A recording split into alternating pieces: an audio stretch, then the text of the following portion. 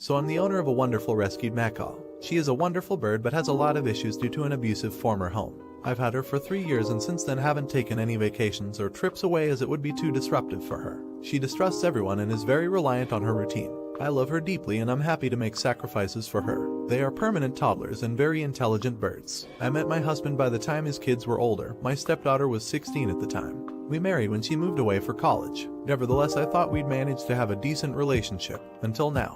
My stepdaughter is getting married in March, and naturally there's a lot of preparation involved. They're wanting a huge traditional wedding and she is stressed out of her mind. They live out of state, and she invited me recently to come visit her for a week to help make wedding plans and spend time with their 2 yo. I declined and she insisted on knowing why, acting very hurt, and I explained the parrot. Well, it all went downhill from there. She caused a massive fuss with her dad, saying she never got a mother figure and I never accepted her as my full-blood daughter, and this is the ultimate snub for a silly animal. That I'm cold and emotionless. I feel really hurt and I can tell he agrees with her even though he's refusing to take sides. But I don't see why I should be expected to take holiday time off work to babysit and bond all of a sudden, and I don't see how I'm a monster for this. Am I the idiot here? Edit. Context of our relationship. We don't usually talk at all and she hasn't visited home in 4 years. Edit 2. Beginning to think it was maybe a mistake posting this. Mostly because this is a real and nuanced situation and Reddit is no place for nuance, and maybe personal relationships shouldn't be judged in the context in the first place. But also because I should be more understanding and a bigger person regardless of who is or isn't an idiot.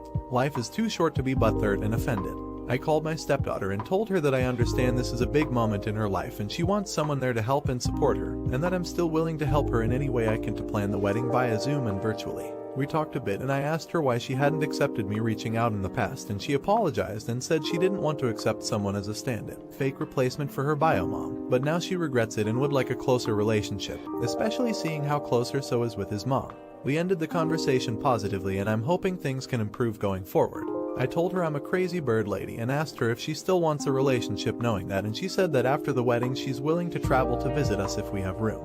Which we do. I'll leave this post up but I'm happy either way and I'm glad the feedback here motivated me to make the call. You're an idiot. It's a freaking bird. Opus, what planet do you live on? This really shows that you do not care at all for your stepdaughter, and truthfully, if I was her, this would be the last I see of you. Just imagine if it was your biological daughter. I know you would not have the same tone about your precious bird. Not an idiot. Unless you know parrots in general, and how finicky they can be, especially abused ones. This isn't an animal you can simply drop off at a pet sitter. Opus could lose the previously abused bird's trust if the bird thinks Opus had abandoned them. Same time, you are already associating bonding as being a free babysitter. Also, a last minute one at that. Maybe it's true, maybe it's not. Just sounded a little callous, but then again you are not obligated to be her babysitter. Not an idiot. I don't blame you. I'd normally say you are an idiot for putting a bird before family, but you've made it clear she's been pretty distant with you. The thing about relationships, all relationships, is they require effort and attention. Just because you're related, by blood or law, doesn't mean someone is entitled to your presence, especially if the relationship isn't exactly a good one. You aren't an idiot. I assume if your relationship were better, you'd make more of an effort.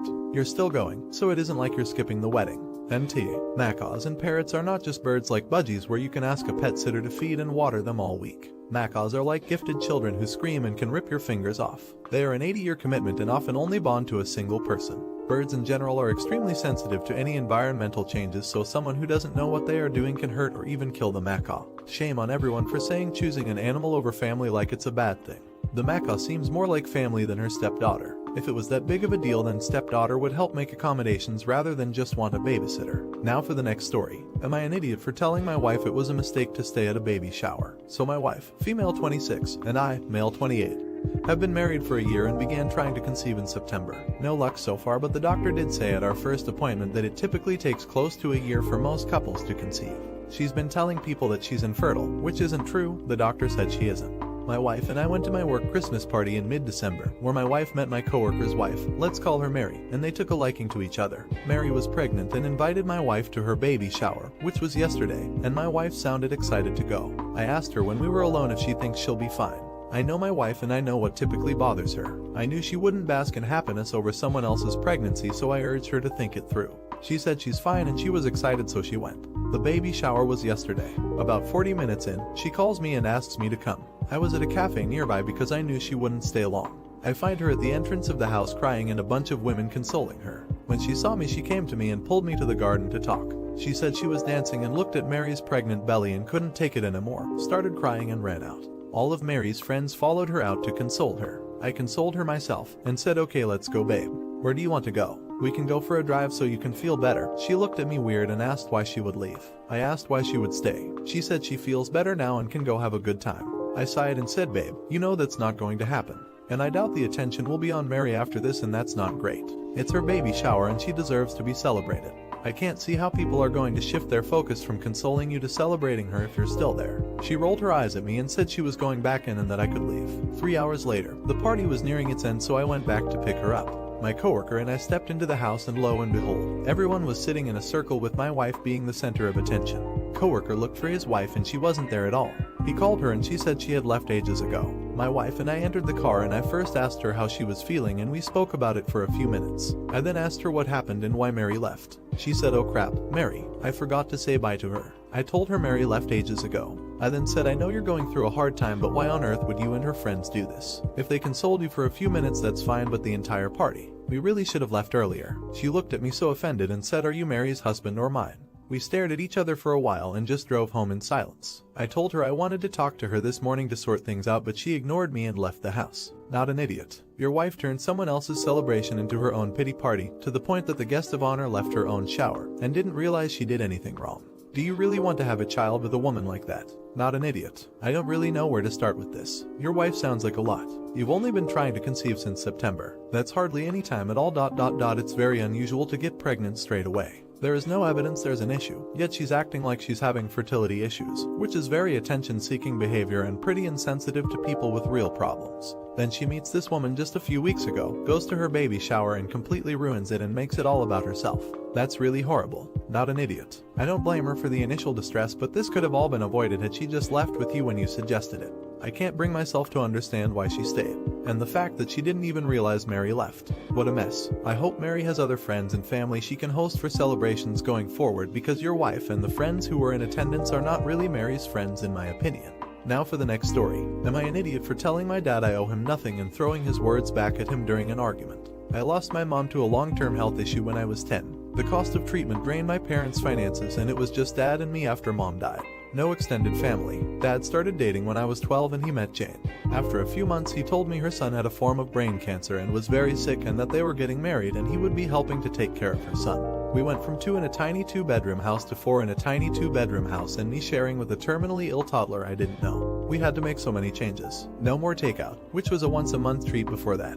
I had to stop my only extracurricular activity. No friends over because noise bothered him. No space that was just mine. No extra money for celebrating birthdays and Christmas. When I was 15, Dad and I got into a huge argument because I was never home, and was always saying no to helping Jane take care of her son.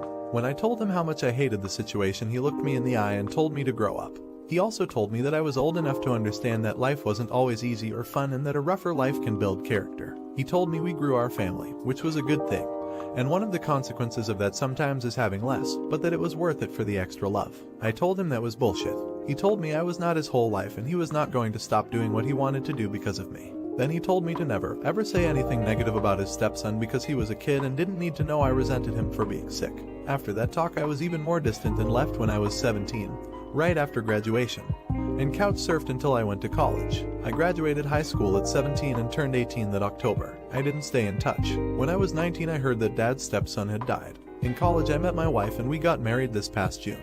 Then in November my dad showed up and told me he wanted to talk. I shut the door in his face. He kept showing up where I was to talk. After getting annoyed with him I agreed to meet him for a coffee. He told me how he'd ended up divorced from Jane and how his stepson had died, and he looked disappointed when he learned I knew. He told me how he'd been struggling a lot and how he was hoping I could help him out. I laughed in his face and told him he had some nerves. He mentioned how he'd spent a lot of money on finding me and he wanted us to repair things, but he also needed my help. I told him no way. He became angry and told me he was my dad and was always there for me and I owed him. I told him I owe him nothing, and I threw most of his words back in his face, including that he needed to grow up and that he was not my whole life and would not stop me doing what I want.